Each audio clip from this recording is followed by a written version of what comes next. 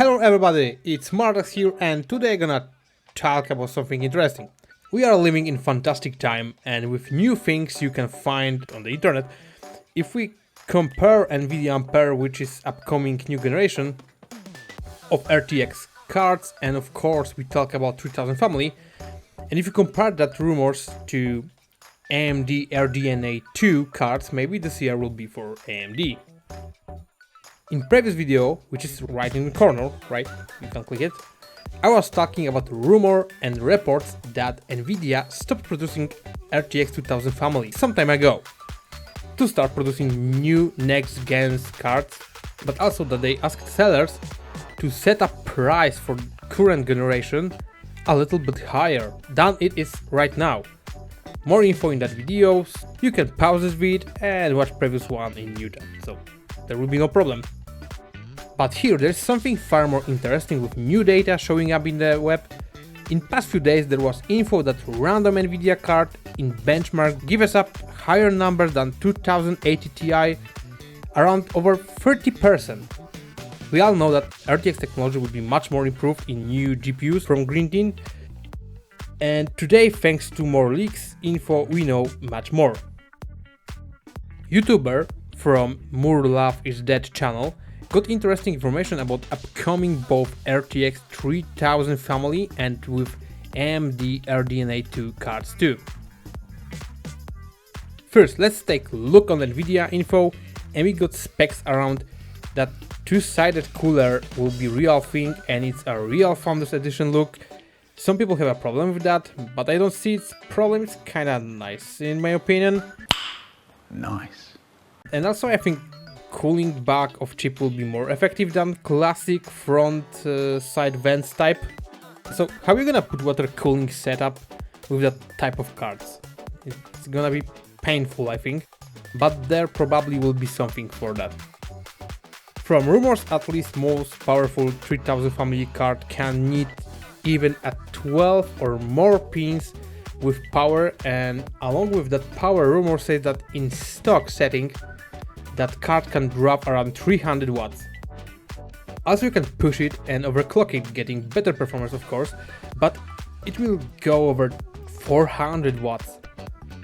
So if this is completely true, then oh boy, you will need to have like over 800 watts power supply to run this beast. So it will be pretty power consuming. In newer testing samples, USB port C is removed, so if you was hoping for it, then you don't need to have hopes for that anymore. And of course it will be goes with PCI 4.0. Also, if reports are correct, that card gonna have 12 GB of VRAM together with 5376 CUDA cores, and it will work on 18 gigabit per second bandwidth. Card will boost in stock settings to around 2 GHz, and with pushing limits you can get around 2.2 GHz rough power. Also, reports claims that it will be do around 40% faster restoration in 4K, and on top of it have 3 to 4 times better ray tracing performance. Also, there is DLSS 3.0 feature that will be of course better than 2.0, but also Nvidia tries to make implementation of the technology to make it as much easier as they can. And at first everything will be, or seems to be, normal, but Green Team says that it will be the biggest performance jump in many years, and then AMD comes. Some time ago AMD was talking and showing upcoming new 4th generation of Ryzen's and plans for future, but also they were talking about RDNA2 tech as for new Radeon cards. Today, thanks to internet power, we got much more interesting news about red cards. Nvidia wanna have big improvement jump because they are scared of competition that claims that their best cards outperform 2080 Ti around from 40 to 50%, and still they can do a little bit more improvement and even going over 60%. If that will be true, then Nvidia will gonna have big trouble because in addition to that info we have more specs about 72 shadow mapping units with 2 clusters of 36 units each, game clock around 2.05 GHz and boost to 2.15 GHz with lower power consumption around from 280 watts to even 320. There is no info at this moment about ray tracing cores, but we got news that it will gonna have 7% increased IPC, which acronym is from instruction per cycle. And to be honest, there is a big chance that not only AMD will show a really powerful card or cards that will be able to compete with Nvidia, but also they can even overrun Green Team at all. If you saw what AMD did with Ryzen's, there is a big chance that they will deliver great power with lower price, and then Nvidia will be in similar situation like Intel is right now.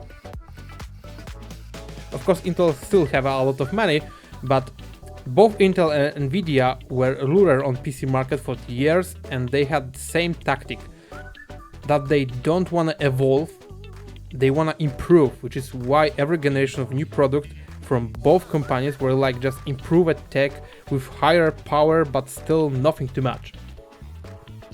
AMD probably will do it later same way, but for now it tries hard to evolve after evolve, which can cause that AMD will be having best tech like in CPU right now. And here comes new Zen 3 tech, where from Zen 1 to Zen 2 there was huge jump. Also, Red Team claims that new RDNA2 architecture card will be over 200% better than a 5700 XT. I don't know about you, but in my perspective this will be massive change, and if that race will begin, we as a consumers only get better and better products for maybe even cheaper price. So I think 2020 as a year is a totally worldwide changer. So much happened around both good and bad things, and it's still not even end of it. What do you think about new rumors and info? Write in comments all your thoughts, and if that video was interesting for you, please subscribe and leave a like. Thank you for your time, thank you for watching, and see you later.